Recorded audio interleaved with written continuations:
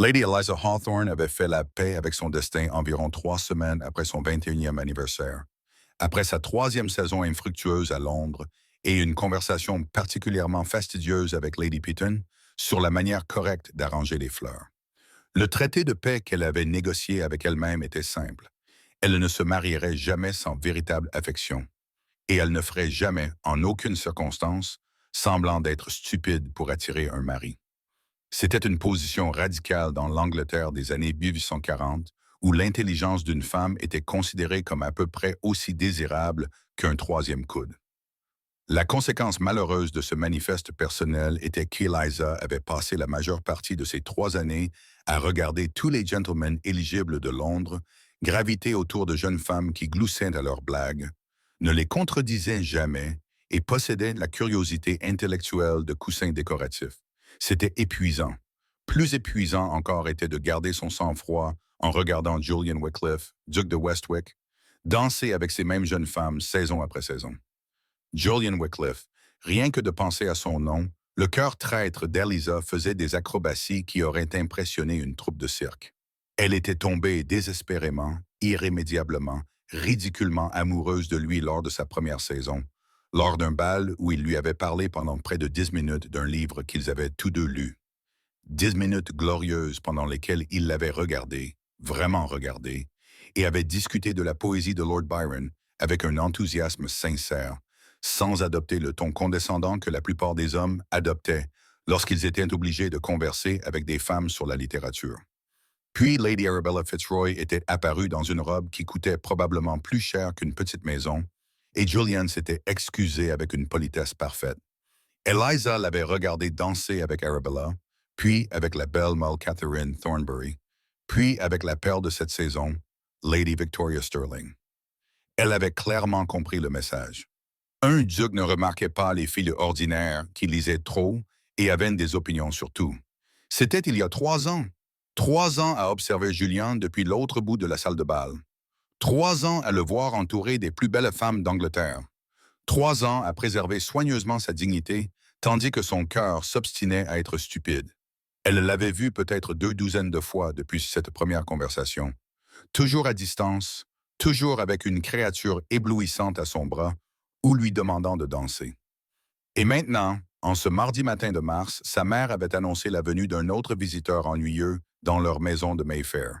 Un invité très important de ton père, ma chérie, avait dit Lady Hawthorne au petit déjeuner, d'un ton qui suggérait que celui-ci était différent de la parade d'invités importants qui défilaient dans leur salon chaque semaine depuis aussi longtemps qu'Eliza pouvait s'en souvenir. Mettre quelque chose d'approprié. Eliza avait regardé sa mère, l'avait vraiment regardée, et avait pris une décision qui était soit brillamment rebelle, soit catastrophiquement stupide, voire les deux. Elle en avait assez. Assez des robes appropriées qui lui serraient les côtes jusqu'à l'empêcher de respirer. Elle en avait assez que ses cheveux soient torturés dans des coiffures élaborées qui lui donnaient mal à la tête. Elle en avait assez de sourire poliment aux associés commerciaux et aux alliés politiques de son père pendant qu'il discourait sur des sujets qu'il supposait qu'elle ne pouvait pas comprendre. Si elle devait endurer un autre après-midi d'ennui aristocratique, elle serait au moins à l'aise. C'est ainsi que 2 heures plus tard, Eliza se retrouva debout dans sa chambre, fixant son reflet avec un mélange de satisfaction et d'horreur modérée. La robe qu'elle avait choisie était un désastre, une monstruosité gris brunâtre qui avait été reléguée au fond de son armoire il y a 3 ans, après que sa mère l'ait déclarée absolument inadaptée à tout, sauf peut-être à récurer les sols. Elle pendait sur son corps comme un sac de pommes de terre qui avait renoncé à la vie. La couleur lui donnait un teint vaguement jaunâtre. Parfait. Elle avait essayé de se coiffer elle-même, renvoyant sa femme de chambre sous prétexte d'un mal de tête. Le résultat était, disons, à moitié épinglé et à moitié décoiffé, ce qui créait un effet que l'on pouvait charitablement décrire comme récemment prise dans une tempête de vent, ou moins charitablement comme n'ayant pas vu de miroir depuis plusieurs jours. Elle avait complètement oublié les bijoux. Pas de gants, pas de châle, rien qui suggérait qu'elle avait fait le moindre effort pour soigner son apparence. Martha, sa femme de chambre, avait poussé un cri de surprise lorsqu'elle l'avait vue. Mademoiselle Eliza, vous ne pouvez pas. Lady Hawthorne survivra, avait dit Eliza fermement, la dépassant pour se diriger vers les escaliers. Je suis correctement couverte, n'est-ce pas? Rien de scandaleux, juste peu impressionnant. C'était son objectif, être insignifiante, oubliable, si peu remarquable que l'invité important qui rendait visite à sa mère ne remarquerait même pas sa présence. Elle descendit le grand escalier la tête haute, prête à affronter l'inévitable désapprobation de sa mère. Son plan était simple, rester le temps minimum requis par la politesse, parler le moins possible et se retirer dans la bibliothèque dès que l'occasion se présenterait. C'était un plan solide. Il dura environ 4 secondes après son entrée dans le salon, car là, debout à côté du bureau de son père, près des grandes fenêtres donnant sur le jardin, vêtu d'un manteau bleu foncé impeccablement taillé, qui épousait ses larges épaules d'une manière qui aurait probablement dû être illégale, se tenait Julian Wycliffe, duc de Westwick, l'homme qu'elle aimait en secret depuis 3 ans, l'homme qui ne devait absolument pas la voir ainsi. Eliza s'arrêta si brusquement qu'elle faillit trébucher. Elle tendit la main pour s'agripper au cadre de la porte afin de se soutenir. Tous les muscles de son corps se contractèrent sous l'effet d'une envie irrésistible de s'enfuir. Elle recula d'un pas, puis d'un autre. La main de sa mère se referma sur son coude, comme un bracelet de fer enveloppé de soie. « Eliza », dit Lady Hawthorne d'une voix douce et terrifiante à la fois, « viens saluer notre invité. » Le père d'Eliza, le marquis de Hawthorne, leva les yeux du document qu'il examinait avec le duc. Son expression passa rapidement par plusieurs émotions. Surprise, confusion et ce qui semblait être un amusement réprimé.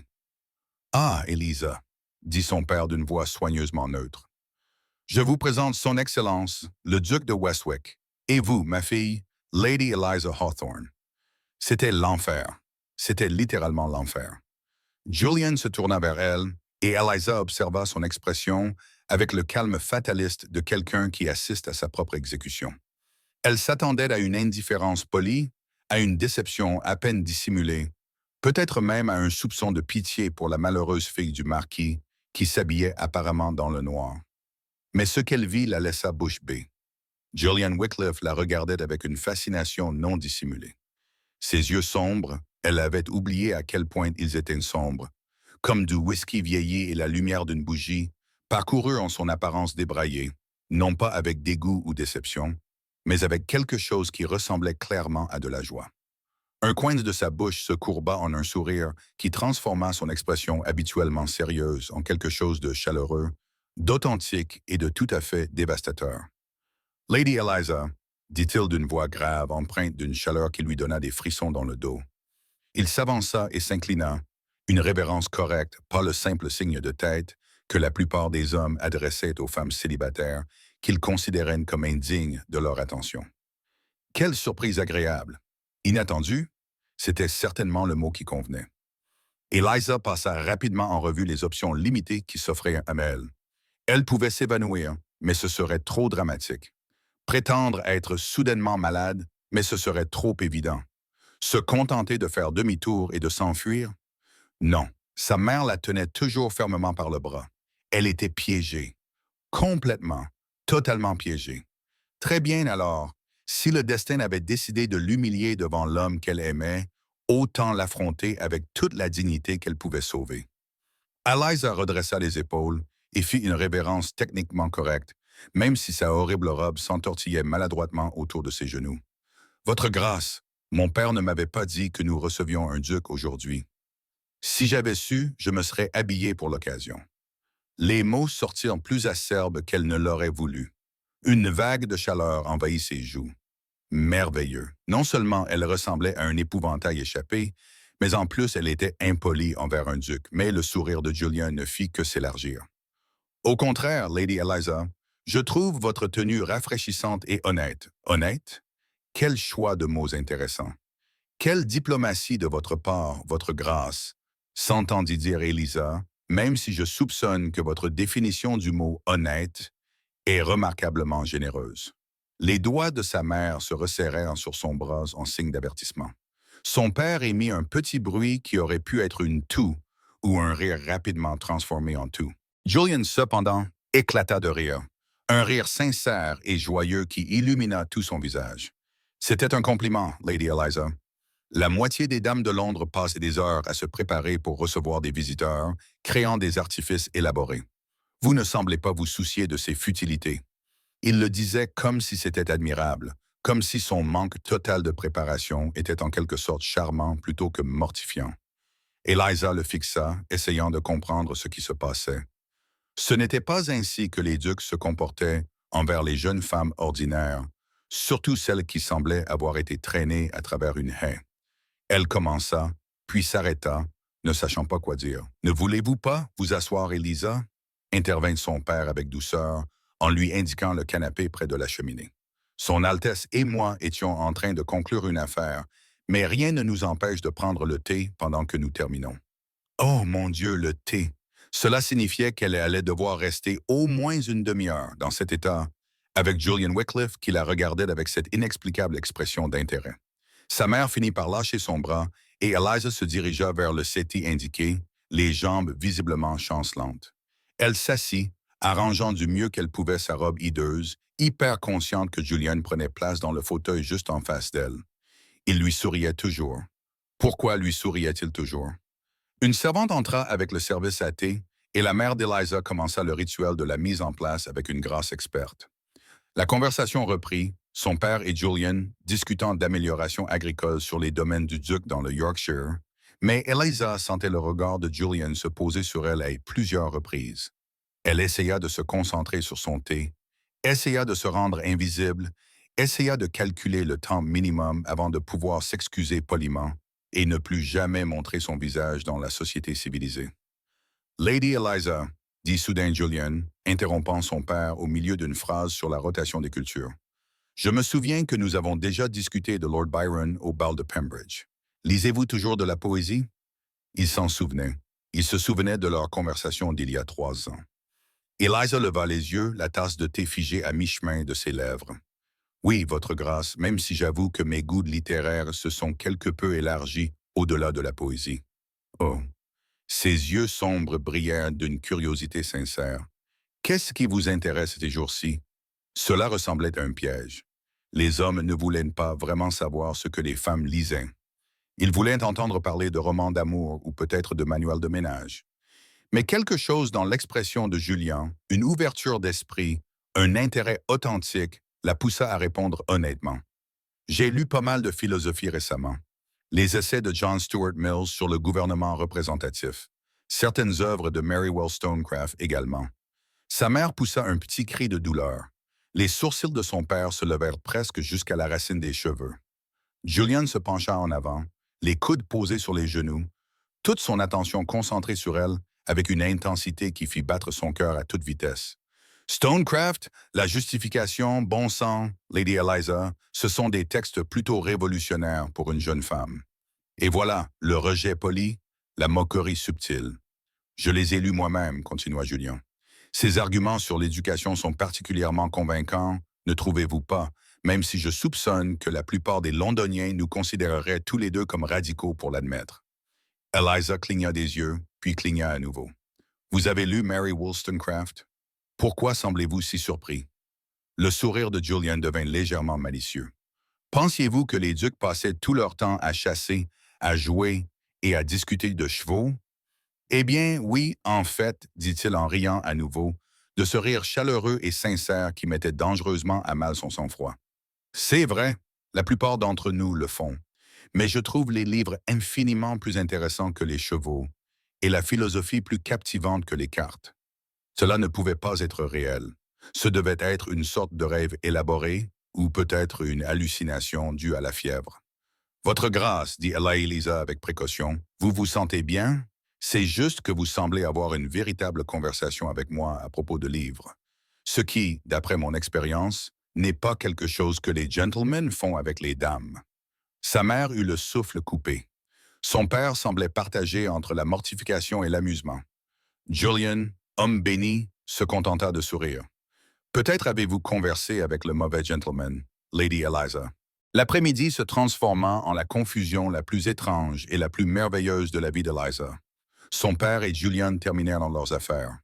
Il s'agissait de systèmes d'irrigation et de gestion des terres, un sujet qui, en temps normal, l'aurait ennuyé à mourir. Mais toutes les quelques minutes, Julian lui posait une question sur les livres, sur son opinion concernant les débats politiques actuels, sur le fait de savoir si elle pensait que la nouvelle extension du réseau ferroviaire allait fondamentalement changer la société anglaise. Il lui posait ces questions comme s'il s'intéressait réellement à ses réponses, comme si ses opinions comptaient, comme si elle était une personne dont il respectait l'intelligence plutôt qu'un objet décoratif à admirer et à ignorer. Et la façon dont il la regardait, non pas sa robe hideuse ou sa coiffure désastreuse, mais son visage, ses yeux, comme si elle était la personne la plus fascinante de la pièce. C'était enivrant, terrifiant, complètement inexplicable. Une heure passa, puis une autre. Sa mère avait depuis longtemps renoncé à orienter la conversation vers des sujets plus appropriés. Son père observait l'échange avec une expression qu'Eliza ne parvenait pas tout à fait à interpréter. Finalement, Julian se leva pour prendre congé. Lord Hawthorne, merci pour votre temps et votre expertise. Je suis convaincu que notre approche collaborative concernant les domaines du Yorkshire s'avérera très bénéfique. Il se tourna vers la mère d'Eliza. Lady Hawthorne, merci pour votre hospitalité. Puis il regarda Eliza, et son expression s'adoucit, faisant faire à son cœur des acrobaties impossibles.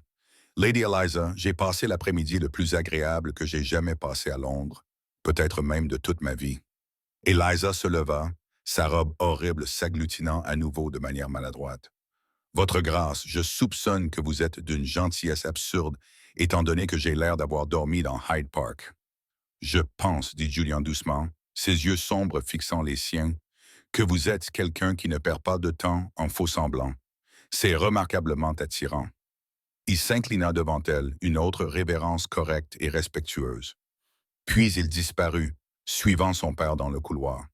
Eliza resta figée dans le salon, son thé refroidi depuis longtemps, l'esprit en ébullition. Que venait-il de se passer? Bon sang!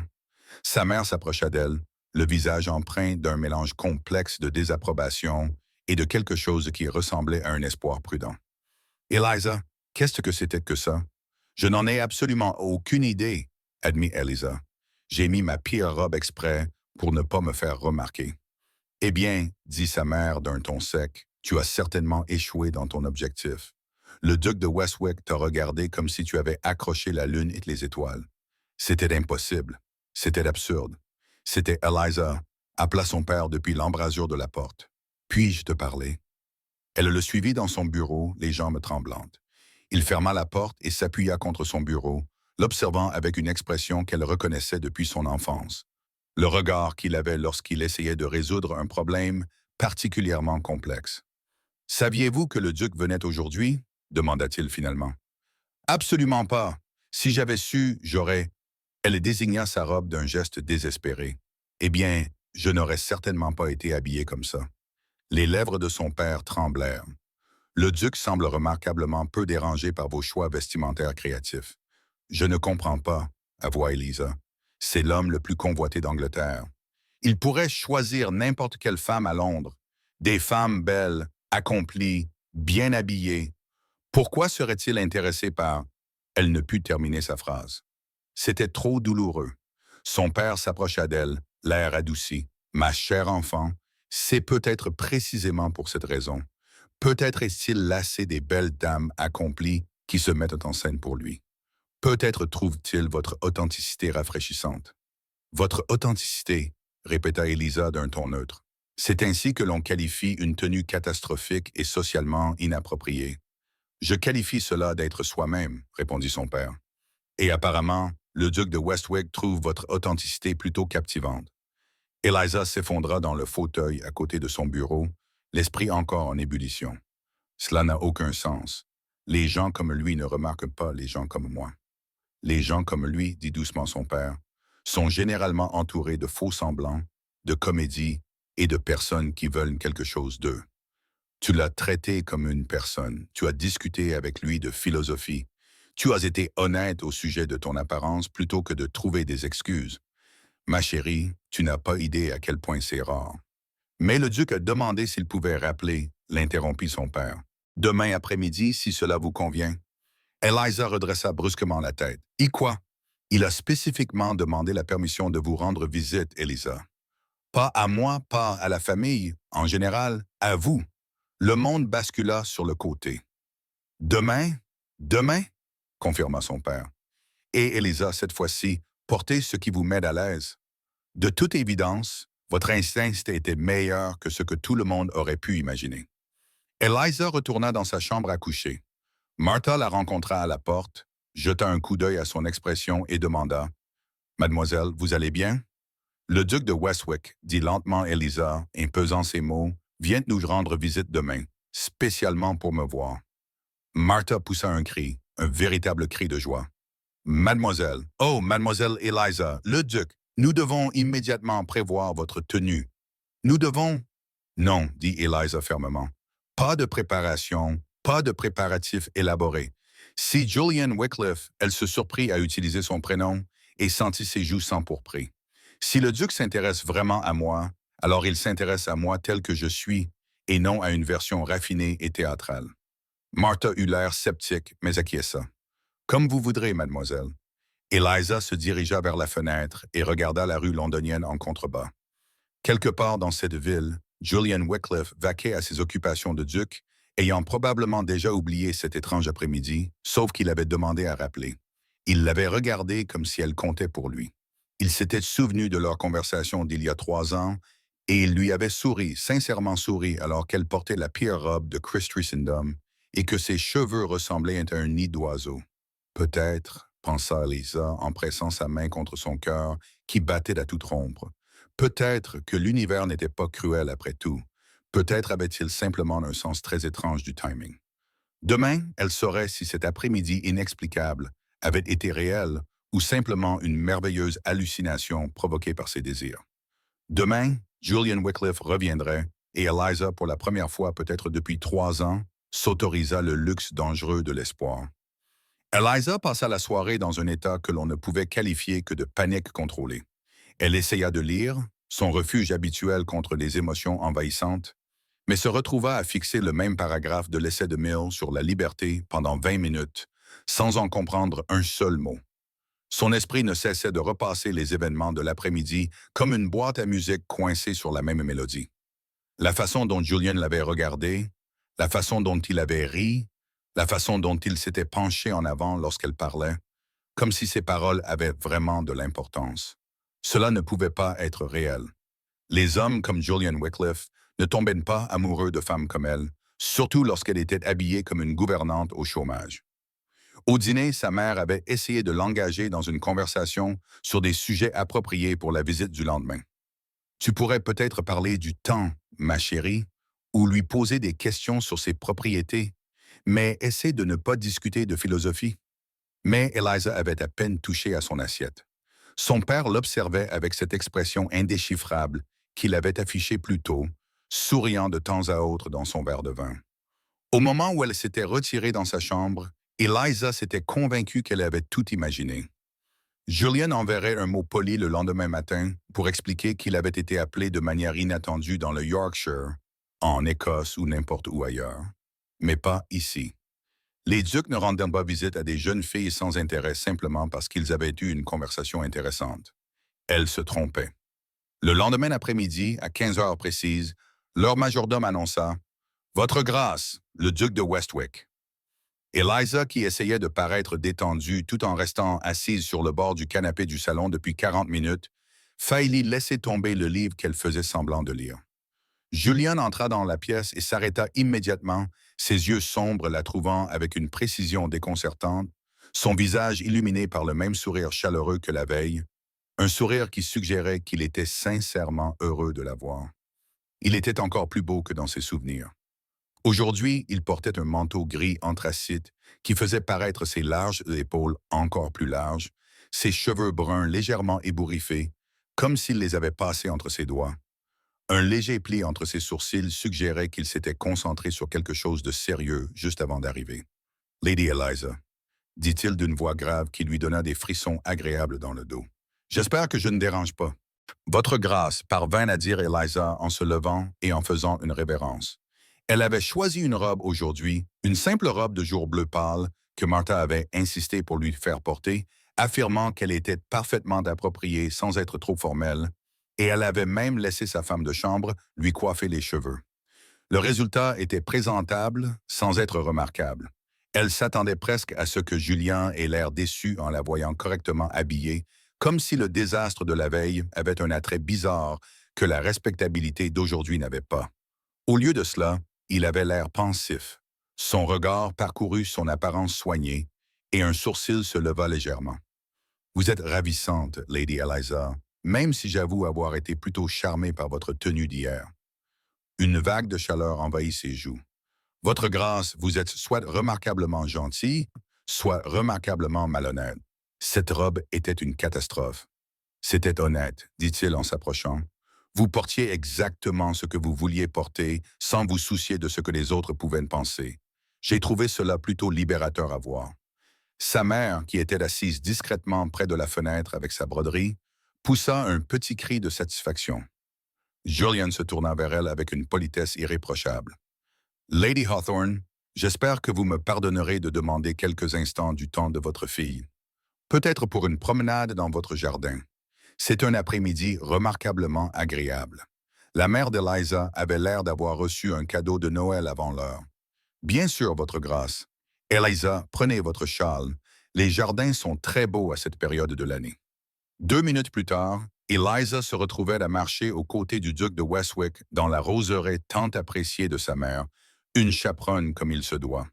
Sa mère les observait depuis la fenêtre du salon, à une distance techniquement appropriée, mais suffisamment éloignée pour que leur conversation reste privée. Pendant quelques instants, aucun des deux ne parla. Le cœur d'Eliza battait si fort qu'elle était certaine que Julian pouvait l'entendre. C'était bizarre, c'était impossible, c'était « Je pense à vous depuis hier », dit Julian brusquement. Eliza faillit trébucher sur ses propres pieds.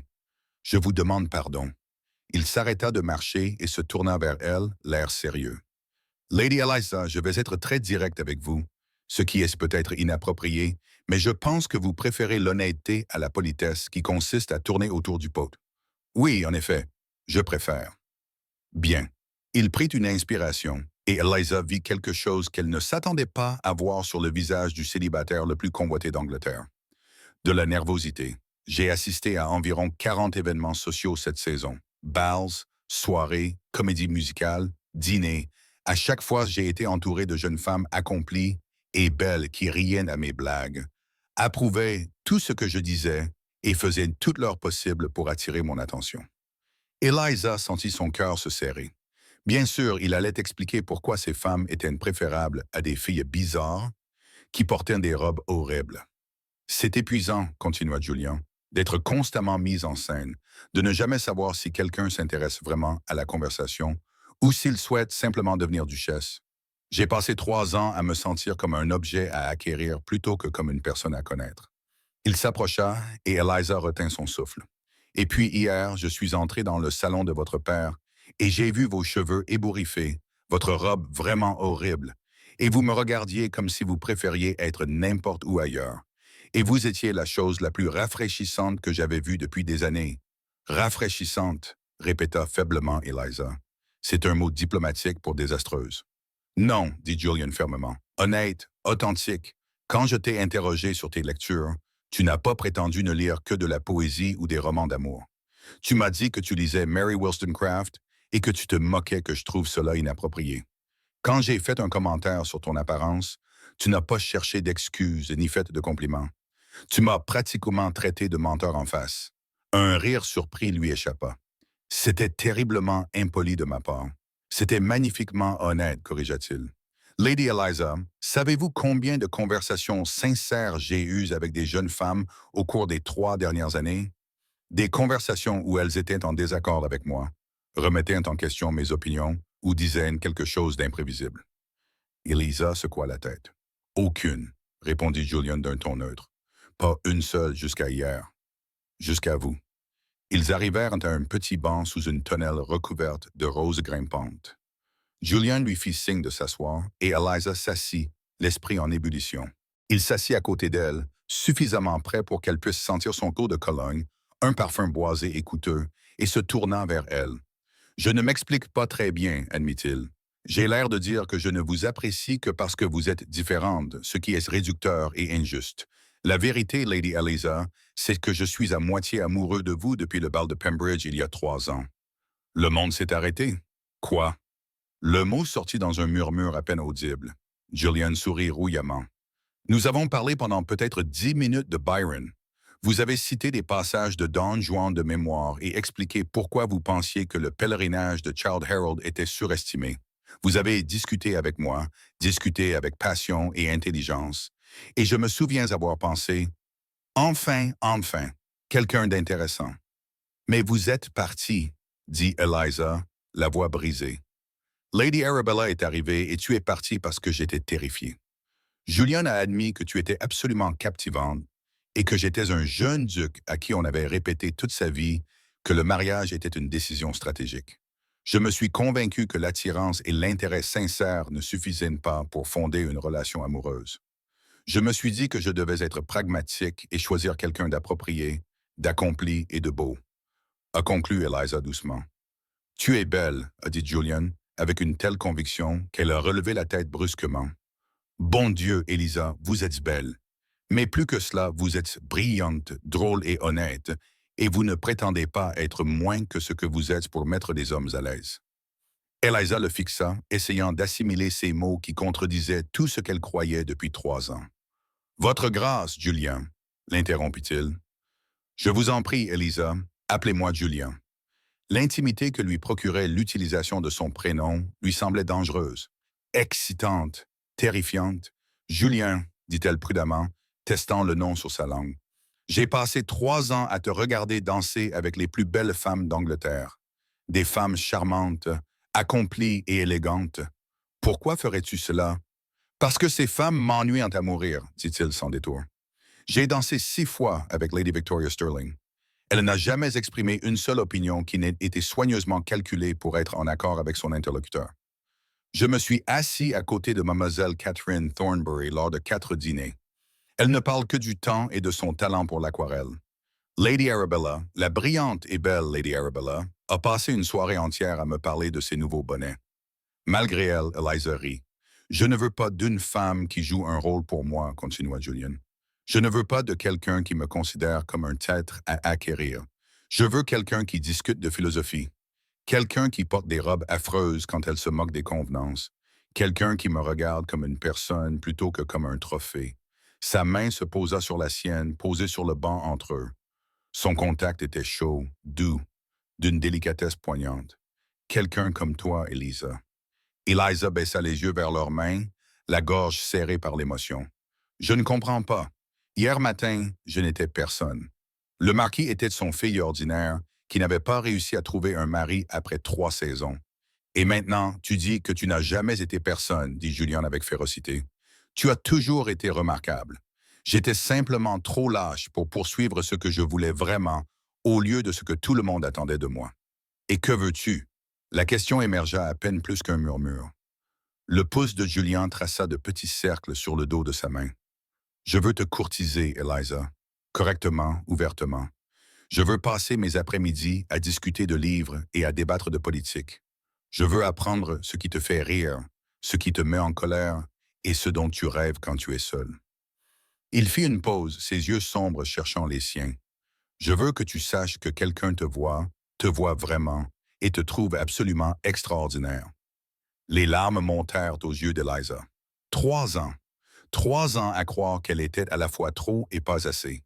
3 ans à observer Julian de loin et à supposer qu'il ne la remarquerait jamais. 3 ans à gérer soigneusement sa déception. Et maintenant, il était là, lui tenant la main, lui disant des choses impossibles de sa voix grave et sérieuse. C'est fou, parvint-elle à dire. Les gens vont penser que tu as perdu la tête en courtisant quelqu'un comme moi. Qu'ils pensent ce qu'ils veulent, dit Julian. J'ai passé trop de temps à me soucier de l'opinion des autres. J'en ai fini avec ça. Eliza le regarda. Elle le regarda vraiment et vit quelque chose qui lui avait échappé auparavant. Sous son assurance ducale et sa beauté ravageuse, Julian Wycliffe était seul. Il en avait assez de jouer un rôle, car il voulait ce qu'elle avait toujours voulu, être connu pour ce qu'il était réellement plutôt que pour ce qu'il représentait.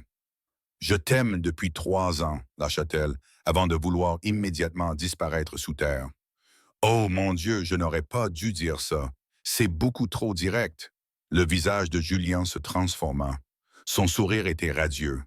La joie rayonnait sur tous les traits de son visage. Redis-le. Absolument pas. S'il te plaît, Eliza, redis-le. Je ne le ferai pas. C'était terriblement inapproprié, et il se pencha vers elle, sa main libre venant doucement lui caresser la mâchoire. Eliza Hawthorne, tu es la plus merveilleuse surprise de ma vie. Et si tu m'aimes depuis 3 ans alors que j'étais trop aveugle pour voir ce qui était juste devant moi, alors j'ai beaucoup de temps à rattraper. Son pouce effleura sa joue et Eliza retint son souffle. Ils étaient techniquement à la vue de la fenêtre de sa mère. C'était tout à fait approprié selon les normes de la cour des années 1840, mais l'intimité du geste lui donnait l'impression qu'ils étaient les deux seules personnes au monde. Puis-je te courtiser? Demanda Julien doucement. Correctement, avec la bénédiction de tes parents et la connaissance de la société. Puis-je vous emmener faire une promenade en voiture à Hyde Park, vous accompagner à l'opéra et vous ennuyer avec des discussions agricoles sur l'élevage des moutons dans le Yorkshire? Eliza rit, les larmes coulant malgré ses efforts pour les retenir. Vous êtes sérieux? Vous êtes vraiment sérieux. D'une gravité dévastatrice, confirma-t-il. Dites oui, Eliza. Donnez-moi la chance de prouver que je suis digne de vos 3 années d'affection secrète. Il y avait 1000 raisons d'être prudente, de protéger son cœur, de s'interroger sur ses motivations, de se demander s'il s'agissait d'un rêve élaboré dont elle se réveillerait dévastée. Mais Julian la regardait comme si elle était précieuse, comme si elle comptait, comme si elle était parfaite telle qu'elle était. Oui, murmura Elisa. Oui, Julian, tu peux m'attraper. Son sourire aurait pu alimenter toutes les lampes à gaz de Londres. Dieu merci. J'étais prêt à ramper si nécessaire. J'aurais adoré voir ça, admit Elisa. J'en suis sûr. Il se leva et l'aida à se relever. Maintenant, allons informer tes parents que j'ai complètement perdu la tête et que j'ai l'intention de courtiser leur brillante, controversée et merveilleusement honnête fille. Ils vont penser que tu es devenu fou. Excellent, dit Julien joyeusement. J'ai toujours voulu être à l'origine de ragots scandaleux. Ça forge le caractère. Ils retournèrent vers la maison. Eliza glissa sa main dans le creux du bras de Julien. À travers la fenêtre du salon, elle pouvait voir sa mère les observer avec une expression d'excitation à peine contenue. « Julien, dit Eliza alors qu'ils s'approchaient de la terrasse, que se passera-t-il lorsque vous réaliserez que je ne suis pas vraiment extraordinaire, une fois que la nouveauté de mon honnêteté se sera estompée, et que vous vous souviendrez qu'il existe des dizaines de femmes belles et accomplies qui feraient des duchesses bien plus convenables? » Il s'arrêta de marcher et se tourna vers elle, l'air sérieux. « Eliza, j'ai passé 3 ans entouré de ces femmes. Je sais exactement ce qu'elles ont à offrir. Ce que je ne sais pas, ce que je veux désespérément découvrir, c'est tout ce qui vous concerne. Vos livres préférés et les obligations sociales que vous aimez le moins, si vous savez jouer du piano forte, ou si, comme moi, vous êtes incapable de chanter juste. Je suis un musicien épouvantable, avoua Eliza. Absolument affreux. Parfait, dit Julian. Nous pourrons être affreux ensemble. J'ai déjà poussé mon professeur de musique à démissionner en essayant de jouer Mozart. Malgré elle, Eliza rit. C'est en fait impressionnant. J'ai des talents cachés en matière d'incompétence, lui assura-t-il. Tu les découvriras tous, je te le promets. Ils entrèrent dans le salon où les parents d'Eliza les attendaient avec une curiosité à peine dissimulée. La broderie de sa mère était oubliée sur ses genoux. Son père était sorti de son bureau et se tenait près de la cheminée, essayant de paraître détendu alors qu'il était clairement impatient de savoir ce qui s'était passé dans le jardin. Julian s'adressa à eux de manière formelle, mais Eliza pouvait voir le sourire réprimé qui se dessinait au coin de sa bouche. « Lord Hawthorne, Lady Hawthorne, j'ai l'honneur de vous demander la permission de courtiser officiellement votre fille. Avec votre bénédiction, j'aimerais rendre visite régulièrement à Lady Eliza et l'accompagner à des événements sociaux appropriés. » La mère d'Eliza semblait sur le point de s'évanouir de bonheur. L'expression de son père devint plus calculatrice, non pas méfiante, mais protectrice. « Votre grâce, dit le marquis avec prudence. Puis-je vous demander quelles sont vos intentions concernant ma fille? »« Honorables, répondit Julian immédiatement. Tout à fait honorable. J'ai l'intention de courtiser Lady Eliza comme il se doit, de lui laisser le temps de déterminer si elle partage mes sentiments, et si elle me trouve acceptable, de finir par demander sa main. Ces mots restèrent suspendus dans l'air comme des cloches. Le mariage. Julian venait d'annoncer son intention de l'épouser. Eliza se sentit étourdie. Son père observa Julian longuement, puis jeta un coup d'œil à Eliza. Ce qu'il vit dans son expression dut le satisfaire, car il acquiesça lentement. Très bien, votre grâce. Vous avez ma permission de courtiser Eliza. Cependant, j'attends de vous que vous la traitiez avec le respect et la considération qui lui sont dus. Je n'oserais pas faire autrement, lui assura Julien. Sa mère avait apparemment perdu l'usage de la parole et se contenta d'acquiescer avec enthousiasme. Julien resta encore 1 heure, prenant le thé et engageant une conversation parfaitement convenable et appropriée, tout en croisant à plusieurs reprises le regard d'Elisa et en lui souriant comme s'il partageait un merveilleux secret. Ce qui supposait Eliza était le cas. Lorsqu'il prit finalement congé, il s'inclina sur la main d'Eliza et la tint peut-être un instant de plus que nécessaire. Demain après-midi, puis-je vous emmener faire une promenade en voiture à Hyde Park vers 16 heures, lorsque toute la société sera présente pour assister à la cour que le duc de Westwick fera à l'incomparable Lady Eliza Hawthorne. Vous voulez faire un spectacle? Réalisa Eliza. Je veux que tout le monde le sache, corrigea Julian. J'ai perdu 3 ans. Je ne vais pas perdre un instant de plus à cacher ce que je veux. Après son départ, la mère d'Eliza se mit immédiatement à discuter avec enthousiasme de ce qu'Eliza devrait porter à Hyde Park, des bonnettes qui la mettraient le plus en valeur, des châles qui s'harmoniseraient le mieux avec ses robes. Son père croisa le regard d'Eliza et lui fit signe de le suivre dans son bureau. Elle le suivit, reconnaissante de pouvoir profiter d'un moment de calme relatif. « Es-tu certaine de ton choix, ma chérie? » demanda-t-il doucement. « Le duc est, disons, plutôt intimidant. Son attention attirera l'attention du public. »« Je sais, » répondit Eliza. « Papa, je l'aime depuis 3 ans. Je sais que cela peut paraître ridicule, mais ce n'est pas ridicule du tout, » l'interrompit son père. « Je suis tombé amoureux de ta mère après une seule danse. Ce genre de choses arrive. » Il marqua une pause. « Mais l'amour seul ne suffit pas toujours au bonheur. Peux-tu lui faire confiance, Eliza? Peux-tu croire que son affection est sincère? » Eliza repensa à la confession nerveuse de Julian dans le jardin, à la solitude dans ses yeux lorsqu'il avait parlé d'être constamment observé, à la façon dont il l'avait regardé dans sa horrible robe et avait vu quelque chose qui valait la peine d'être poursuivi. « Oui, répondit-elle doucement. Je peux lui faire confiance. Il est aussi seul que je l'ai été, papa, mais pour des raisons différentes. » Son père la serra dans ses bras, ce qui était rare de sa part et rendait ce geste encore plus précieux.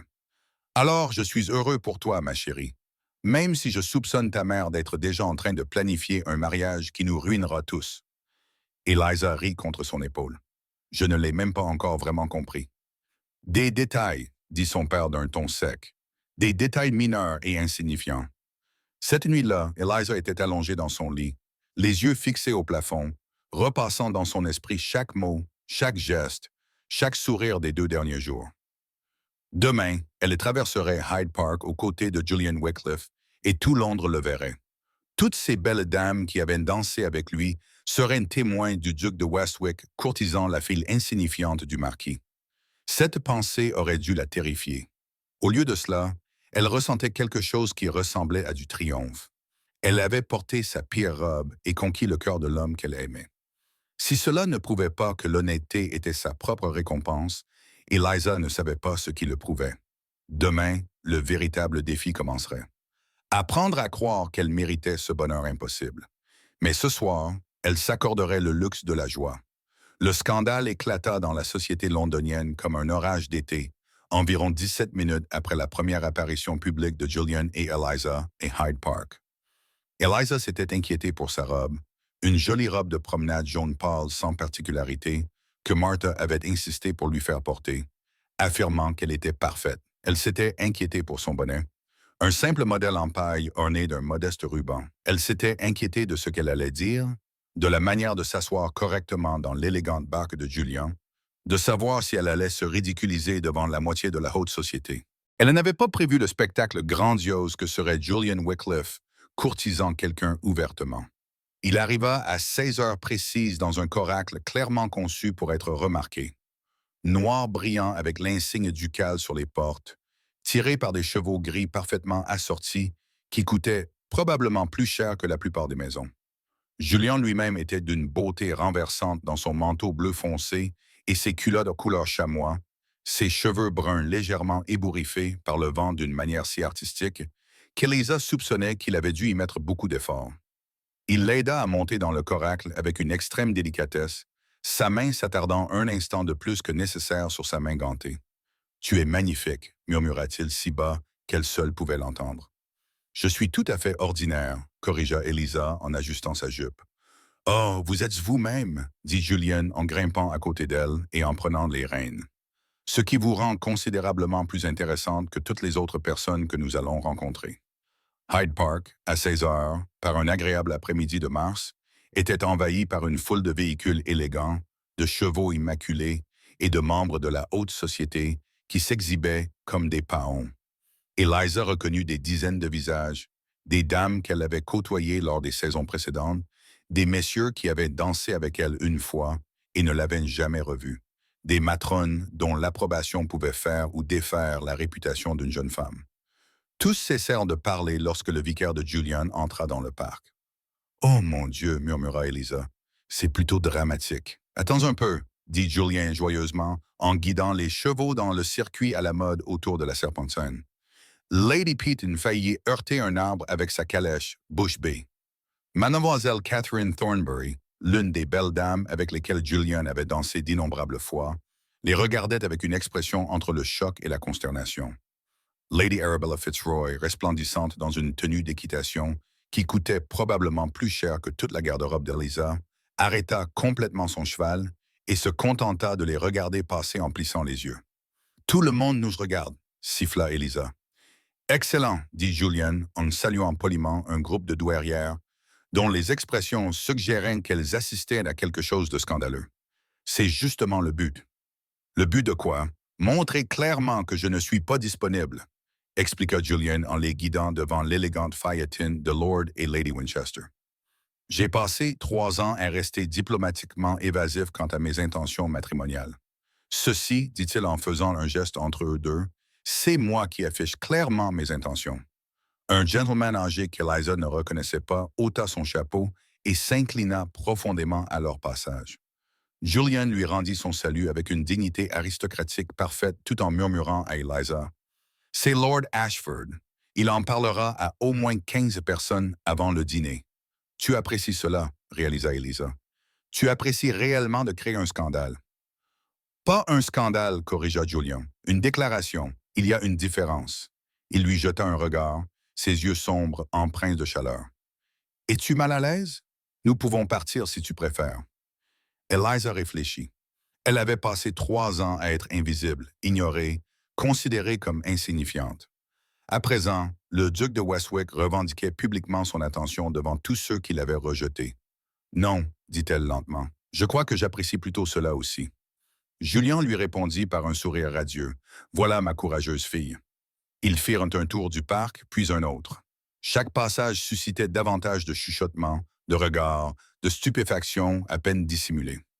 Julian resta parfaitement calme, saluant ses connaissances d'un signe de tête poli, tout en concentrant son attention principalement sur Elisa, lui demandant son avis sur le temps printanier, si elle trouvait que les nouvelles plantations près de la Serpentine étaient une amélioration, si elle avait lu le dernier épisode du roman feuilleton de Dickens, une conversation tout à fait ordinaire qui devenait remarquable simplement par ceux qui la menaient.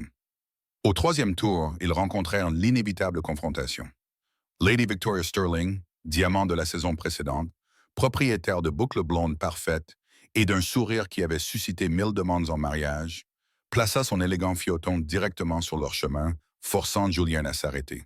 « Votre grâce, dit Lady Victoria, sa voix prenant ce ton particulier de douceur aristocratique qu'Eliza avait appris à reconnaître comme un signe de problème. « Quelle surprise de vous voir, et Lady Eliza. »« C'est inattendu, Lady Victoria, » répondit Julian avec une politesse parfaite. « Quel bel après-midi, n'est-ce pas? » Les yeux bleus de Lady Victoria passèrent rapidement de l'un à l'autre, calculateur. « En effet, votre grâce, je crois que vous m'aviez promis une promenade dans le parc. N'en avez-vous pas fait mention au péton soirée la semaine dernière? Je crois que vous vous trompez, dit Julian avec douceur. Je n'ai pris aucun engagement de ce genre. Le mensonge était poli, mais évident. Eliza avait vu Julian danser avec Lady Victoria lors de ce bal. Elle l'avait observé de l'autre côté de la salle, maîtrisant sa jalousie avec une discipline acquise à force de pratique. Le sourire de Lady Victoria se figea. « Je vois. Comme c'est intéressant que votre mémoire diffère de la mienne. La mémoire est une chose faillible, acquiesça Julian. Maintenant, si vous voulez bien nous excuser, Lady Eliza, interrompit Lady Victoria, tournant toute son attention vers Eliza, avec une expression qui suggérait celle d'un serpent évaluant une souris particulièrement petite. Je ne crois pas que nous ayons été présentés comme il se doit, bien que nous nous soyons certainement déjà vus lors de divers événements. Vous avez été plutôt discrète ces dernières saisons, n'est-ce pas? L'insinuation était claire, insignifiante, oubliable, indigne d'intérêt. Quelque chose se brisa en Eliza. Peut-être était-ce 3 années passées à ravaler des remarques similaires. Peut-être était-ce la présence rassurante de Julian à ses côtés. Peut-être était-ce simplement qu'elle était épuisée de faire semblant d'être invisible. Discrète. Oui, acquiesça Eliza aimablement. J'ai découvert que le silence en révèle souvent plus que la conversation, Lady Victoria. On remarque les choses les plus fascinantes lorsqu'on se contente d'observer. Le sourire parfait de Lady Victoria se crispa. En effet. Et quelles choses fascinantes avez-vous observées? Oh, d'innombrables choses, répondit Eliza. Par exemple, j'ai observé que certaines personnes confondent l'attention et l'intérêt sincère. Que le désespoir, aussi bien emballé soit-il, reste du désespoir. Que le charme artificiel est considérablement moins attrayant que le caractère authentique. Julian émit un son qui pouvait être une toux ou un rire étouffé. Le visage de Lady Victoria rougit. Quelle grossièreté extraordinaire, Lady Eliza. Votre grâce, vous ne pouvez sûrement pas tolérer cela. Je trouve l'honnêteté de Lady Eliza rafraîchissante, interrompit Julian, sa voix laissant transparaître une pointe d'acier sous son ton poli. Maintenant, si vous voulez bien nous excuser, Lady Victoria, nous avons d'autres engagements. Il guida les chevaux avec une attention délibérée devant la Fiatune de Lady Victoria, laissant la star de la saison dernière les regarder s'éloigner avec une expression qui promettait vengeance. Une fois hors de portée de voix, Julian se tourna vers Eliza avec une admiration non dissimulée. C'était magnifique, absolument magnifique. C'était épouvantable, corrigea Eliza, le cœur battant. J'ai été d'une grossièreté indescriptible envers elle. C'est elle qui a été condescendante envers vous en premier, fit remarquer Julian. Vous refusez simplement de l'accepter. Il y a une différence. La haute société va me crucifier pour cela. La haute société, dit Julian fermement, peut aller se faire voir. De plus, d'ici une semaine, vous serez considéré comme spirituel plutôt que grossière. C'est ainsi que les choses fonctionnent lorsque vous courtisez un duc. Il le dit avec un tel naturel qu'Eliza faillit le croire. Ils firent 2 autres tours pendant lesquels au moins 6 autres personnes les arrêtèrent pour échanger des plaisanteries qui n'étaient que des tentatives à peine voilées pour obtenir des informations, avant que Julian ne les guide enfin hors du parc. Cependant, au lieu de retourner immédiatement chez ses parents, il tourna dans une rue plus calme, bordée d'élégantes maisons de ville. « Où allons-nous? » demanda Eliza. « J'ai pensé que vous aimeriez voir ma résidence londonienne, » répondit Julian. « Avec des chaperons appropriés, bien sûr. Ma tante vit avec moi. C'est la sœur de mon père, Lady Margaret Wycliffe. Elle meurt d'envie de vous rencontrer depuis que je lui ai dit que je courtisais quelqu'un. » « Vous avez parlé de moi à votre tante. J'ai parlé de vous à tout le monde, dit Julian, à mon intendant dans le Yorkshire, à mon secrétaire, au majordome, au cuisinier. Je crois même en avoir parlé à mon cheval. J'ai été plutôt enthousiaste. » Eliza rit malgré sa nervosité. « Votre cheval a dû être fasciné. »« Brutus est un excellent auditeur, dit Julian sérieusement. Il interrompt rarement. La maison de ville des Wycliffe à Londres était élégante, mais sans ostentation. Un bâtiment de 4 étages sur Grosvenor Square, avec des jardins parfaitement entretenus et une atmosphère de richesse tranquille qui n'avait pas besoin de s'afficher. Un valet apparut immédiatement lorsqu'ils s'arrêtèrent, prenant en charge les chevaux, tandis que Julian aidait Eliza à descendre. « Nerveuse? » demanda-t-il doucement. « Terrifiée? » admit Eliza. « Votre tante va penser que vous avez perdu la tête. »« Ma tante, dit Julian en la conduisant vers les marches, va vous adorer. Cela fait 3 ans qu'elle me répète que je dois trouver quelqu'un qui ait de la substance plutôt que seulement de la beauté. » L'intérieur de la maison était magnifique. De hauts plafonds, des moulures élégantes, des œuvres d'art qui témoignaient de la richesse accumulée au fil des générations. Mais d'une certaine manière, on avait l'impression d'être dans une maison habitée plutôt que dans un musée. Des livres éparpillés sur les tables d'appoint, un ouvrage de broderie à moitié terminé sur une chaise, des fleurs fraîches dans des vases qui semblaient avoir été arrangés récemment. Julian appela une voix de femme depuis le salon. « C'est toi? Tu l'as amené? Tu avais promis de l'amener. » Un instant plus tard, une femme fit irruption dans le hall d'entrée et s'arrêta, fixant Eliza avec une curiosité non dissimulée. Lady Margaret Wycliffe avait peut-être 50 ans, avec des cheveux grisonnants coiffés à la mode et des yeux bienveillants qui rappelaient distinctement ceux de Julian à Eliza. Elle portait une robe de jour d'un vert profond, élégante sans être trop sophistiquée, et son expression trahissait une excitation à peine contenue. « Tante Margaret, dit Julian d'un ton formel mais chaleureux, puis-je vous présenter Lady Eliza Hawthorne? »« Eliza, ma tante, Lady Margaret Wycliffe. »« Oh, elle est parfaite, » dit immédiatement Lady Margaret, abandonnant toute prétention d'une présentation formelle et serrant chaleureusement les mains de Bisa. « Absolument parfaite. »« Julian, tu ne m'avais pas dit qu'elle avait des yeux aussi intelligents. »« Je t'ai dit plusieurs choses à son sujet, » protesta Julian. « Oui, oui, intelligente et honnête, et la philosophie de Reed, » répondit sa tante d'un geste dédaigneux.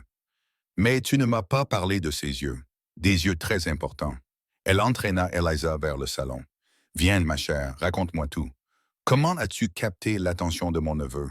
Cela fait 3 ans qu'il reste insensible à toutes les jeunes filles à marier d'Angleterre. » Eliza se retrouva assise sur un canapé confortable, tandis que Lady Margaret versait le thé et la bombardait de questions indiscrètes, mais qui, d'une certaine manière, n'étaient pas offensantes. Julian s'installa dans un fauteuil à proximité, observant l'interaction avec une expression de satisfaction mal dissimulée. « Je portais une robe horrible, » expliqua finalement Eliza, succombant à l'interrogatoire persistant de Lady Margaret. « La pire robe que vous ayez jamais vue, marron, informe et absolument affreuse. J'ai décidé que je ne me donnerais pas la peine d'impressionner les visiteurs ennuyeux que mon père recevait. » Lady Margaret rit de bon cœur. « Et au lieu de cela, vous avez accidentellement impressionné un duc. C'est merveilleusement ironique. »« C'est ce que j'ai pensé, » admet Eliza. « Je ne comprends toujours pas tout à fait. Vraiment? » Lady Margaret jeta un coup d'œil à Julian. « Ma chère, Julian a passé 3 ans à être courtisé par des femmes qui le considéraient comme un titre plutôt que comme une personne. Vous l'avez traité comme s'il était ordinaire. C'est enivrant pour quelqu'un qui a passé toute sa vie à être traité comme quelqu'un d'extraordinaire. »« Mais il est extraordinaire, » protesta Eliza, puis rougit immédiatement devant sa propre véhémence. L'expression de Julian s'adoucit. « Vous voyez, tante Margaret, elle discute même lorsqu'elle me complimente. C'est absolument merveilleux. » Ils passèrent 2 heures dans le salon de Lady Margaret, discutant avec aisance de livres, de politique, puis longuement de la question de savoir si l'extension du réseau ferroviaire allait fondamentalement transformer la société anglaise. Lady Margaret tint bon dans le débat, et Eliza se surprit à apprécier sincèrement cet échange. C'était ce qu'elle avait toujours voulu, être traitée comme si ses opinions comptaient, avoir de vraies conversations plutôt que des plaisanteries insipides, être elle-même sans avoir à s'excuser. Finalement, alors que l'après-midi touchait à sa fin, Julian la raccompagna chez elle. Sur le pas de la porte de ses parents, il lui tint la main un instant de plus que nécessaire. « Demain soir, il y a un dîner au domaine Salisbury, » dit-il doucement. « J'aimerais t'y accompagner. Je te préviens, ce sera beaucoup moins agréable qu'aujourd'hui. Certaines personnes seront désagréables avec toi parce qu'elles sont jalouses, perplexes ou simplement cruelles. Et tu veux quand même que j'y aille? Je veux que tu sois à mes côtés, » corrigea Julian. « Mais je ne te forcerai pas à te mettre dans des situations inconfortables. Si tu préfères attendre que la société s'habitue à notre relation... » « Non, » l'interrompit Eliza. « Si nous nous lançons dans cette aventure, nous le ferons comme il se doit. Je ne me cacherai pas. Le sourire de Julian aurait pu illuminer Londres. Voilà ma courageuse fille. » Il s'inclina sur sa main, ses lèvres effleurant ses jointures, dans un geste qui fit monter la chaleur dans son bras. Puis il disparut, laissant Eliza debout sur le pas de la porte, le cœur battant à tout rompre et l'avenir soudain incroyablement radieux. Sa mère se jeta sur elle dès qu'elle entra dans la maison. « Raconte-moi tout, dans les moindres détails. Qu'est-ce que les gens ont dit? Est-ce que tout le monde te regardait? Est-ce ce que quelqu'un t'a snobé? Est-ce ce que le duc a respiré, maman? Eliza a ri. C'était intense, merveilleux et terrifiant. Son père est sorti de son bureau, l'air inquiet. Eliza, tu vas bien? Je courtise le duc de Westwick, a dit Eliza, testant les mots. La moitié de Londres a vu la scène. Lady Victoria Sterling était désagréable, et je lui ai répondu de manière impolie. La tante de Julian me trouve parfaite, et demain, nous assistons à un dîner où les gens seront probablement encore plus désagréables. Elle s'interrompit, réalisant quelque chose, et je m'en fiche. Pour la première fois en 3 ans, je me fiche sincèrement de ce qu'il pense. Son père la serra dans ses bras, ce qui était rare. C'est ma fille, dit-il doucement. Voilà ma fille féroce et brillante. Cette nuit-là, Eliza était allongée dans son lit, repassant l'après-midi dans sa tête. Les escaliers, les chuchotements, l'hostilité à peine dissimulée de Lady Victoria. La présence constante de Julian à ses côtés, l'acceptation immédiate de sa tante, la façon dont Julian l'avait regardée comme si elle était précieuse. 3 jours auparavant, elle n'était personne. La fille insignifiante du marquis qui n'avait pas réussi à trouver un mari. À présent, elle était la femme qui courtisait le duc de Westwick. Et au lieu de se sentir dépassée, elle se sentait puissante. Demain apporterait de nouveaux défis. Plus d'escaliers, plus de chuchotements, plus de gens se demandant pourquoi Julian l'avait choisi. Mais demain, elle les affronterait avec Julian à ses côtés, et Eliza comprit que cela faisait toute la différence. Le dîner chez les Salisbury fut aussi horrible que Julian l'avait prédit, voire pire. Eliza arriva au bras de Julian, vêtue de sa plus belle robe de soirée, une robe en soie bordeaux que Martha avait qualifiée de « absolument magnifique, Mademoiselle Truly », et se sentit immédiatement mal habillée. Toutes les autres dames présentes portaient des robes qui coûtaient probablement assez cher pour nourrir une famille pendant 1 an, étaient couvertes de bijoux qui scintillaient à la lueur des bougies comme des étoiles. Lady Arabella Fitzroy portait des émeraudes de la taille d'œuf de caille. Mademoiselle Catherine Thornbury était parée de perles qui avaient dû prendre 3 générations à accumuler. Même Lady Victoria Sterling, dont l'hostilité n'avait apparemment fait que s'intensifier depuis leur rencontre au parc, portait des diamants qui faisaient passer le simple collier de grenade d'Eliza pour un bijou fantaisie acheté sur un marché. « Arrête !» murmura Julian à son oreille lorsqu'ils furent annoncés. « Arrêtez quoi? »« De te comparer, dit-il doucement. Tu es magnifique. Elles ont l'air coûteuses. Il y a une différence. » Lord et Lady Salisbury les accueillirent avec une politesse prudente qui ne masquait pas tout à fait leur curiosité.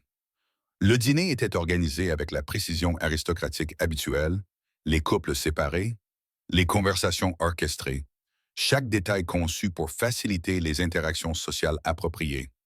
Eliza se retrouva assise entre Lord Ashford, le vieil homme qui leur avait fait une révérence à Hyde Park, et un homme plus jeune qu'elle ne reconnaissait pas. Julian était assis de l'autre côté de la table, 3 sièges plus loin, assez près pour être vu, mais trop loin pour avoir une conversation privée. Elle le regarda charmer Lady Piton à sa gauche, tout en repoussant les avances évidentes de la jeune femme à sa droite. Il croisa 2 fois le regard d'Eliza et lui sourit d'une manière qui suggérait qu'il aurait préféré être ailleurs. « Lady Eliza, » dit Lord Ashford, en tournant son attention vers elle alors que le premier plat était servi. « Je dois avouer que je suis très curieux. Comment avez-vous conquis le cœur notoirement insaisissable du duc de Westwick? » La question était formulée avec délicatesse, mais elle revenait essentiellement à demander « Qu'est-ce qui vous rend si spécial aux yeux d'un duc? » Je portais une robe affreuse et je me suis disputé avec lui à propos de philosophie, répondit Eliza avec honnêteté. Apparemment, c'était plus intéressant que d'être d'accord avec tout ce qu'il disait tout en portant des vêtements coûteux. Lord Ashford éclata de rire, d'un rire sincère et surpris. « Je vous aime bien, Lady Eliza. Vous me rappelez ma défunte épouse. Elle non plus ne se souciait pas des mensonges polis. » Le jeune homme, à son autre côté, présenté comme M. Peter Thornbury, le frère aîné de Catherine, était moins charmant. Il passa la majeure partie du dîner à faire des remarques acerbes sur l'amélioration soudaine de sa situation et ses attachements inattendus, qui lui étaient clairement destinés. Eliza supporta cela avec ce qu'elle espérait être un silence digne. De l'autre côté de la table, elle vit la mâchoire de Julian se crisper à chaque fois. M. Thornbury fit une remarque particulièrement cinglante, Mais le caractère formel du dîner l'empêcha d'intervenir. Après ce qui lui sembla être 17 ans, les dames se retirèrent dans le salon, tandis que les messieurs restèrent avec leurs portos et leurs cigares. Eliza savait par expérience que c'était à ce moment-là que la véritable évaluation aurait lieu. Lady Sisbury s'installa sur le canapé le plus en vue et fit signe à tout le monde de s'asseoir. Eliza choisit une chaise légèrement à l'écart du groupe principal dans l'espoir d'éviter une confrontation directe. Mais elle n'eut pas cette chance. Lady Eliza, dit Lady Arabella d'un ton mielleux, ses boucles d'oreilles en émeraude scintillant à la lumière de la lampe. Nous mourrons toutes d'envie de comprendre. Comment est-ce que de fréquenter le duc? Il a été si réticent à s'attacher ces dernières années. La question semblait innocente, mais elle sous-entendait « Quelle ruse avez-vous utilisée ?» Sa grâce a eu la gentillesse de rechercher ma compagnie, répondit Eliza avec prudence. Je le trouve intelligent, attentionné et bien plus intéressant que la plupart des gentlemen que je connais. Quelle diplomatie, murmura Mlle Catherine Thornbury. Mais je suppose qu'il faut être diplomate quand on est dans une position précaire. Eliza serra les mains sur ses genoux. Je ne suis pas sûr de comprendre ce que vous voulez dire, Mlle Thornbury. Vraiment. Le sourire de Catherine était venimeux. Les relations amoureuses sont tellement incertaines. Elles peuvent prendre fin si rapidement, surtout lorsqu'elles sont basées sur la nouveauté plutôt que sur une véritable compatibilité. Catherine, dit Lady Salisbury d'un ton avertisseur, mais Catherine n'avait pas fini. Je dis simplement que le duc a toujours préféré les femmes d'une beauté et d'un talent exceptionnel. Je suis certaine que Lady Eliza possède de nombreuses qualités, mais on peut se demander combien de temps un choix aussi peu conventionnel retiendra son intérêt.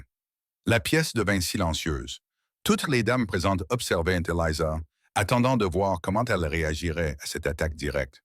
Eliza sentait ses joues brûler. Une partie d'elle voulait s'enfuir, échapper à ce salon rempli de femmes belles et accomplies, qui pensaient clairement qu'elle n'avait pas sa place ici. Une autre partie d'elle voulait se défendre, énumérer toutes les conversations qu'elle avait eues avec Julian, tous les moments où il l'avait regardée comme si elle comptait pour lui. Mais la plus grande partie d'elle, celle qui avait porté sa pire robe et refusé de s'excuser de lire de la philosophie, était simplement en colère. « Mademoiselle Thornbury, dit Eliza calmement, la voix ferme malgré son cœur qui battait à tout rompre, j'apprécie votre souci du bien-être sentimental du duc, mais je ne peux m'empêcher de remarquer que vous semblez remarquablement investi dans ses choix pour quelqu'un qui, si ma mémoire est bonne, ne l'a jamais courtisé lui-même. » Le visage de Catherine rougit. « Le duc m'a expliqué très clairement ses préférences, poursuivit Eliza. Il a passé 3 ans entouré de femmes qui se donnaient un spectacle pour lui plutôt que de s'engager avec lui. Des femmes qui le considéraient comme un titre à acquérir plutôt que comme une personne à connaître.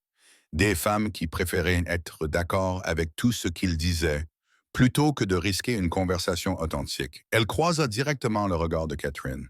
« Si c'est ce que vous considérez comme une réussite exceptionnelle, alors je suis très heureuse d'en être dépourvue. » Lady Arabella poussa un petit cri qui pouvait être de l'admiration ou de la surprise. Lady Salisbury resta soigneusement neutre. Catherine se leva brusquement. « Je pense que je vais rejoindre ces messieurs. Cette conversation est devenue ennuyeuse. » Après qu'elle eut quitté la pièce, les dames restantes fixèrent Eliza avec des expressions variées. Respect, lassitude, calcul. « Eh bien, dit finalement Lady Arabella, c'était extrêmement intéressant. Les messieurs les rejoignirent peu après, et Julian se précipita immédiatement vers Eliza. Il jeta un coup d'œil à son visage et fronça les sourcils. « Que s'est-il passé? » murmura-t-il. « Mademoiselle Thornbury s'est passée, » répondit Eliza calmement. « J'ai peut-être été un peu dur avec elle. »« Tant mieux, dit Julian avec satisfaction. Elle le méritait. Elle n'a cessé de faire des remarques acerbes sur mon choix, surprenant toute la soirée. Ils réussirent à s'échapper de la fête relativement tôt. Julian invoqua un engagement préalable qu'Eliza soupçonnait être entièrement fictif. Dans sa barque, traversant les rues éclairées de Londres, Eliza se permit enfin de se détendre. « C'était affreux, » admit-elle. « C'était de la société, » corrigea Julian. « Rempli de gens jaloux, ennuyés ou simplement cruels pour se divertir. » Il lui jeta un coup d'œil. « Mais tu t'es très bien défendu. Lord Ashford m'a dit que vous aviez fait preuve d'une honnêteté remarquable, ce qui, venant de lui, est un grand compliment. Mademoiselle Thornbury pense que je ne suis pas assez bien pour vous. Mademoiselle Thornbury a passé 2 saisons entières à essayer d'attirer mon attention et elle a échoué, répondit Julian sans détour. Son opinion m'importe très peu. Il arrêta le coracle devant la maison de ses parents, mais ne l'aida pas immédiatement à descendre. Au lieu de cela, il se tourna vers elle, le visage grave à la lueur des lampadaires. Eliza, j'ai besoin que vous compreniez quelque chose. Les prochaines semaines vont être difficiles. Les gens diront des choses cruelles. Ils se demanderont pourquoi je vous ai choisi. Ils essaieront de saper votre confiance et de vous faire douter de vous-même. Je sais, dit Eliza doucement, mais j'ai besoin que vous vous accrochiez à cette vérité. Je te courtise parce que tu es exactement ce que je recherche. Non pas malgré ton honnêteté, mais grâce à elle. Non pas malgré ton intelligence, mais grâce à elle. Non pas malgré ton refus de jouer la comédie et de faire semblant, mais grâce à lui. Sa main recouvrit la sienne sur le siège entre eux. Tu n'es pas une nouveauté qui finira par s'estomper. Tu n'es pas une erreur que je regretterai. Tu es la femme dont je suis à moitié amoureux depuis 3 ans et j'ai enfin le courage de poursuivre ce que je veux vraiment. Les larmes montèrent aux yeux d'Eliza. Et s'ils avaient raison? Et si dans 6 mois tu te rendais compte? Eliza, la voix de Julian était ferme. Dans 6 mois, j'ai l'intention de t'épouser. Dans 1 an, j'ai l'intention de me réveiller à tes côtés chaque matin et de discuter de philosophie pendant le petit déjeuner.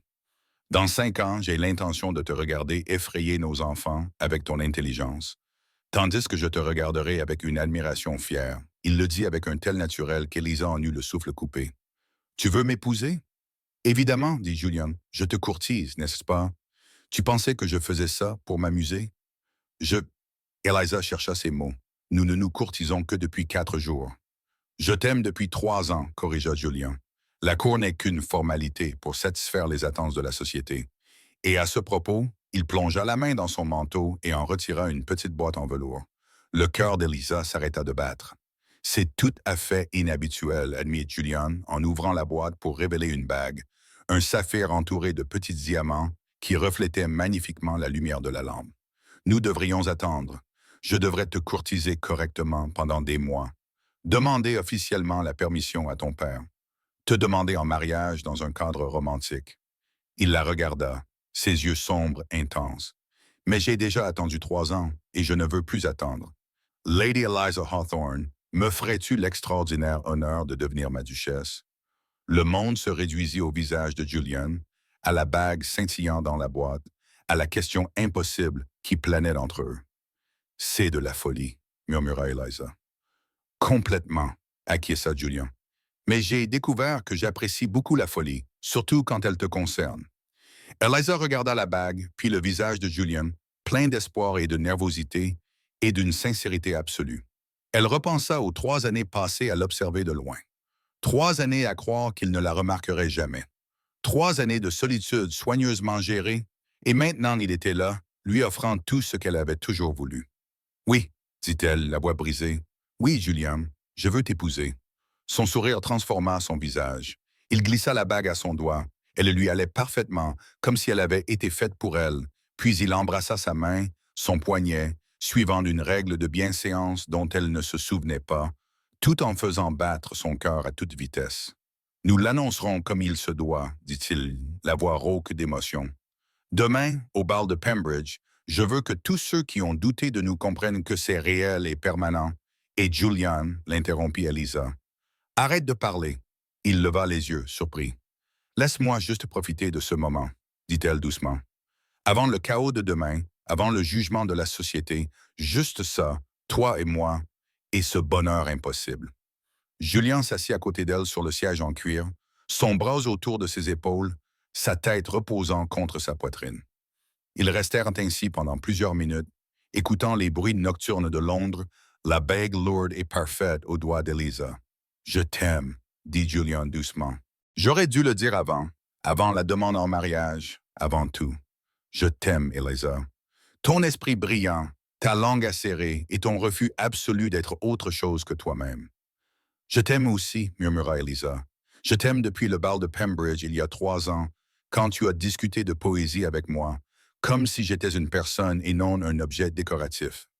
La meilleure conversation que j'ai eue depuis des années, admit Julian, suivi de 3 ans de lâcheté pendant lesquels j'ai poursuivi ce que tout le monde attendait de moi, plutôt que ce que je voulais vraiment. Tu le poursuis maintenant. Je te poursuis maintenant, corrigea-t-il, et j'ai l'intention de passer le reste de ma vie à m'assurer que tu ne doutes jamais à quel point tu es extraordinaire. Finalement, les convenances exigèrent qu'ils se séparent. Julien l'accompagna jusqu'à sa porte, au mépris des règles de bienséance, et lui baisa la main une dernière fois. Demain, dit-il, demain, nous le dirons à tout le monde. Demain, nous officialiserons notre relation. Demain, acquiesça Elisa. Elle entra dans la maison et trouva ses 2 parents qui l'attendaient dans le hall d'entrée, ayant clairement entendu le caracle arriver depuis un certain temps et se demandant pourquoi elle n'était pas immédiatement rentrée. Eliza leva la main gauche, le saphir captant la lumière de la lampe. Sa mère poussa un petit cri de joie qui, dans d'autres circonstances, l'aurait probablement mortifiée. L'expression de son père passa par plusieurs émotions avant de se fixer sur quelque chose qui ressemblait à une satisfaction inévitable. « Il m'a demandé ce soir, dit son père. « Il m'a demandé ce soir, confirma Eliza de manière non conventionnelle, irrégulière et parfaite. « Oh, ma chère fille, dit sa mère en la serrant dans ses bras. « Tu vas devenir duchesse, la duchesse de Westwick. Je vais être la femme de Julian, corrigea Eliza doucement. Le titre est secondaire. Son père acquiesça d'un signe de tête approbateur. C'est exactement la bonne perspective, même si ta mère n'a pas tort. Être duchesse implique des responsabilités considérables et une attention particulière. Je sais, dit Eliza. Demain, nous l'annoncerons au bal de Pembridge.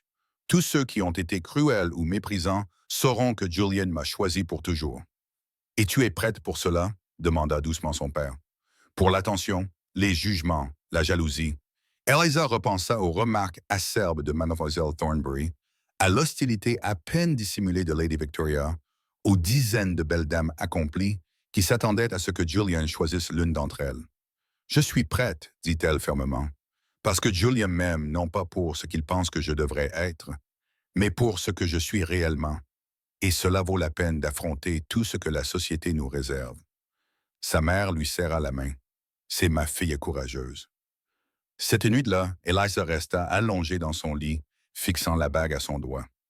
Le saphir brillait à la lueur des bougies, rappelant physiquement que cette chose impossible était réelle. Demain, la haute société allait jaser. Les gens allaient poser des questions, juger et spéculer. Certains seraient sincèrement heureux pour eux. D'autres seraient cruels. Mais demain soir, elle se tiendrait aux côtés de Julian Wycliffe en tant que sa fiancée officiellement reconnue, future duchesse de Westwick, la femme qui avait conquis le cœur de l'homme qu'elle aimait depuis 3 ans simplement en étant elle-même. La saison 1840 resterait dans les mémoires pour de nombreuses raisons, pensait Eliza, mais surtout comme la saison où Lady Eliza Hawthorne avait porté sa pire robe et avait accidentellement conclu le mariage de la décennie.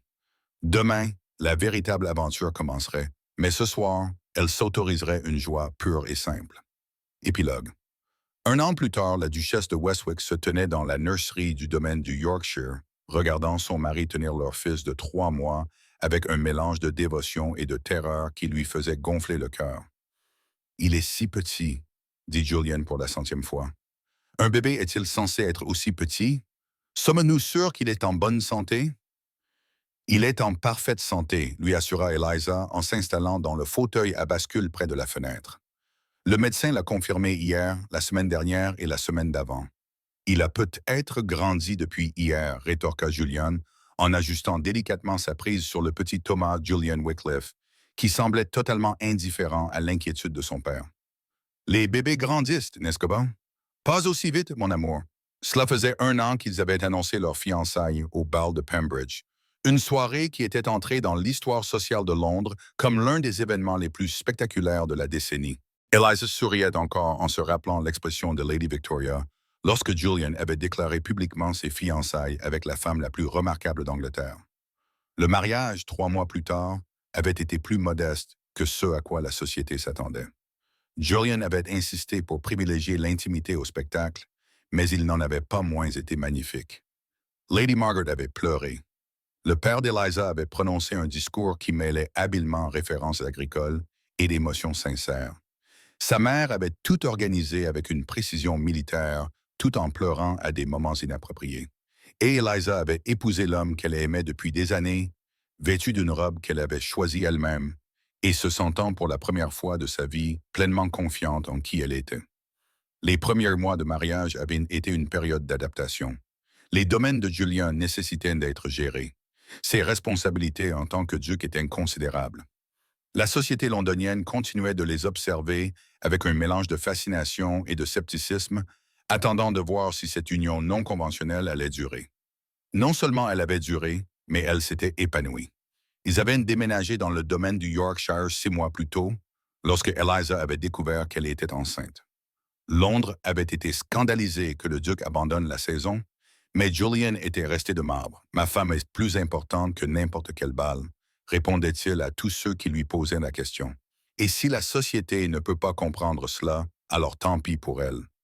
À présent, en le regardant bercer doucement leur fils, tout en marmonnant des absurdités sur la rotation des cultures et la philosophie, Eliza se sentait si heureuse qu'elle aurait pu exploser de joie. « Tu me fixes », observa Julian, sans lever les yeux de Thomas.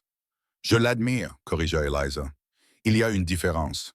Tu m'admires ou tu admires ma capacité à ne pas laisser tomber notre fils.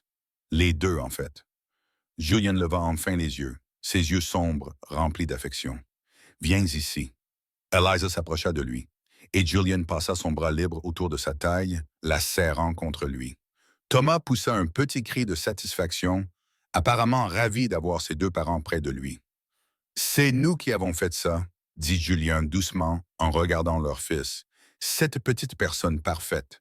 Comment avons-nous réussi cela? » « Eh bien, quand un duc et une duchesse s'aiment beaucoup. »« Eliza, » Julian rit. « Ce n'est pas ce que je voulais dire. Je sais. » Elle se pencha contre lui, respirant son parfum familier. « Mais parfois, j'ai besoin de faire des blagues inappropriées, sinon je suis submergé par mon bonheur. » Julian embrassa le sommet de sa tête, submergé par le bonheur.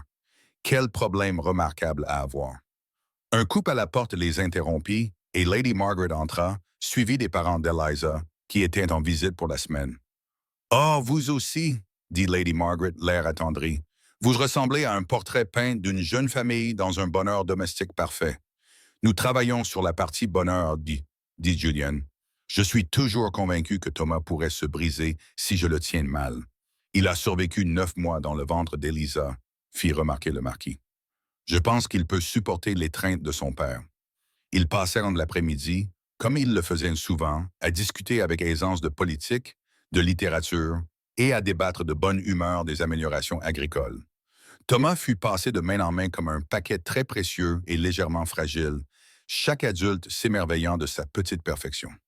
Plus tard, après que ses parents et Lady Margaret se furent retirés, Eliza et Julian s'assirent dans la bibliothèque, sa pièce préférée dans tout le domaine, avec des livres du sol au plafond et des fenêtres donnant sur les landes du Yorkshire. Julian lisait un rapport agricole, tandis qu'Eliza travaillait sur sa correspondance.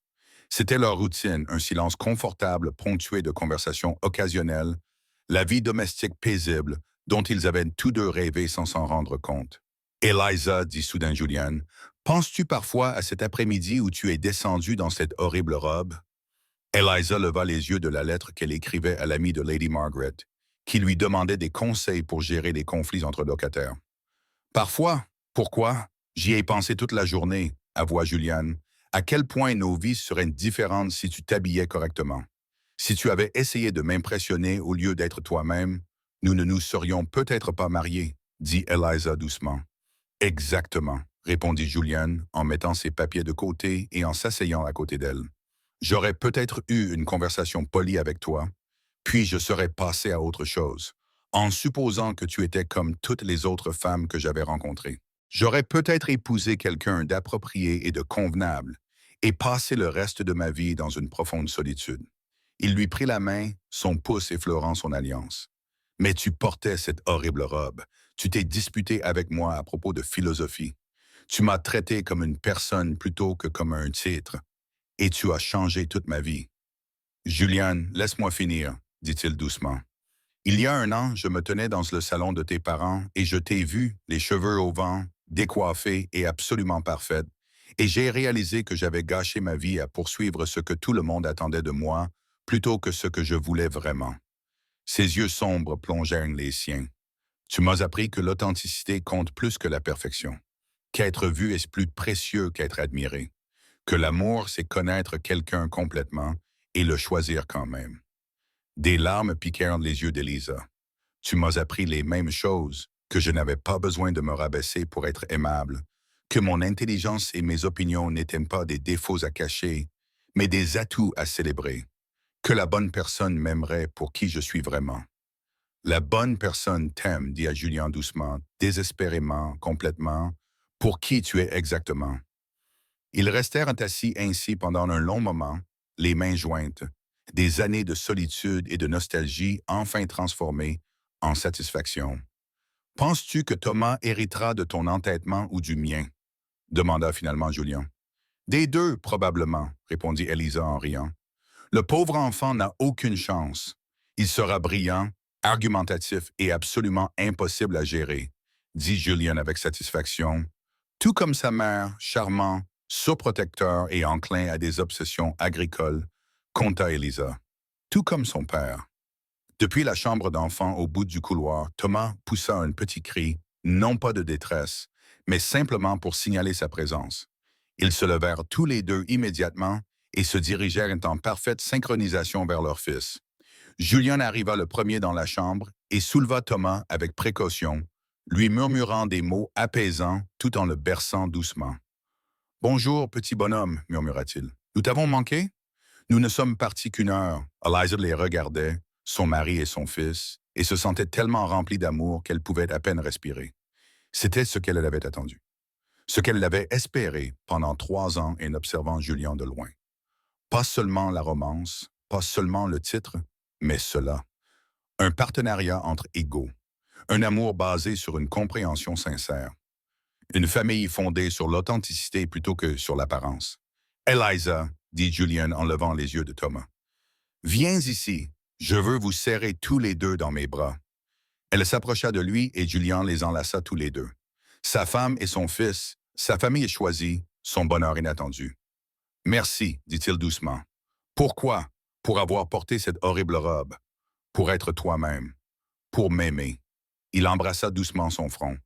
Pour m'avoir donné cette vie dont je ne savais pas que j'avais besoin.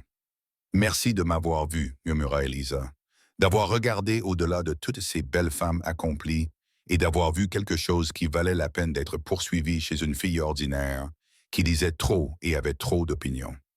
Tu n'as jamais été ordinaire, dit Julien avec fermeté. Tu as toujours été extraordinaire. J'avais juste besoin d'être assez courageux pour le reconnaître. Thomas émit un autre petit son et ils rirent toutes les deux. Il est d'accord avec moi, dit Julien. De toute évidence, notre fils est déjà brillant. Il a 3 mois. La brillance commence tôt, insista Julien. Il se tenait là dans la chambre d'enfant, éclairé par la lampe et les derniers rayons du soleil couchant qui traversaient la fenêtre. Les landes du Yorkshire s'étendaient à l'infini au-delà. Un duc, sa duchesse et leur petit-fils construisaient une vie fondée sur l'amour plutôt que sur le devoir. L'authenticité plutôt que l'apparence. Quelque part à Londres, la saison continuait. De belles dames rivalisaient pour séduire des gentlemen célibataires. Les mères complotaient et ourdissaient des intrigues. La société jugeait, colportait des ragots et accomplissait ses rituels de séduction élaborés. Mais ici, dans le Yorkshire, le duc et la duchesse de Westwick avaient déjà trouvé ce que tout le monde recherchait. Une connexion sincère, un amour authentique et la paix profonde d'être véritablement connu par une autre personne. Tout avait commencé avec la pire robe de la chrétienté. C'était devenu la plus grande histoire d'amour de leur génération. Et tandis que Julien embrassait sa femme en tenant leur fils dans ses bras, tous deux riaient d'un geste de Thomas qui n'avait rien de remarquable, mais qui leur semblait miraculeux parce qu'il était le leur. Eliza repensa à cet après-midi lointain où elle avait descendu les escaliers, déterminée à passer inaperçue. Elle avait échoué de manière spectaculaire, mais elle avait réussi quelque chose de bien plus important, être elle-même. Et cela, finalement, avait suffi à tout changer. « Je t'aime », dit-elle à Julien, simplement et sincèrement. « Je t'aime aussi », répondit-il d'une voix chaleureuse et assurée. « Ma brillante, controversée et merveilleusement authentique épouse », gazouilla Thomas, ajoutant apparemment son accord. Et la famille se tint ensemble dans son sanctuaire du Yorkshire, construisant une vie qui défiait les attentes de la société et réalisait tous les espoirs qu'ils avaient secrètement nourris. La pire robe de Chris Christendom s'était avérée être le début de la meilleure vie imaginable. Fin. Merci beaucoup de nous avoir accompagnés dans ce voyage émouvant. Si cette histoire vous a fait sourire, vous a fait verser une larme, ou vous a rappelé que l'amour nous trouve souvent quand on s'y attend le moins, nous serions honorés si vous aimiez cette vidéo, nous laissiez un commentaire et la partagiez avec quelqu'un qui aime les belles histoires d'amour. Du fond du cœur, merci de soutenir notre chaîne de narration. Votre soutien nous motive et nous aide à créer davantage d'histoires pleines d'amour, de rédemption et de surprises émotionnelles. N'oubliez pas de vous abonner pour ne manquer aucune nouvelle histoire. À la fin de cette vidéo, une autre histoire vous attend. Cliquez et laissez-vous surprendre par davantage de romances, de passion et de personnages inoubliables. Merci d'être là. L'équipe de Legends of the Fall.